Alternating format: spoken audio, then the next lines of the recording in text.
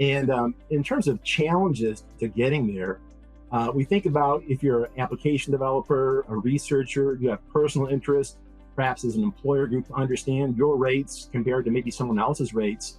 It's important for all these members of the public to understand specific file naming conventions, specific schemas, so that the data is kind of normalized no matter who's published it. And that's the goal, but we've seen challenges there. We have seen that there's different interpretations. I think, Mark, you alluded to that. There's different interpretations, many hands in here trying to produce these files, trying to be compliant and get them published by the deadline. And we do see variation. Again, it's very early in the file publication process.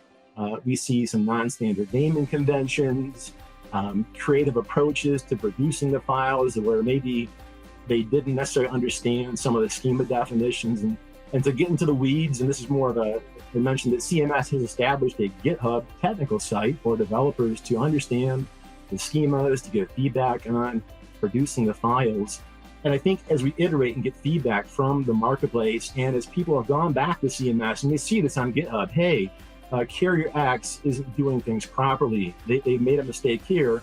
Who do we go to at CMS to raise these concerns to? And they have a price transparency group. I think as they get this feedback, we're going to see things evolve and anticipate CMS will come out with some feedback and iterate and update the schema and the requirements and help steer, the crowd in the right direction of what they expect around file naming conventions and population of those required data elements.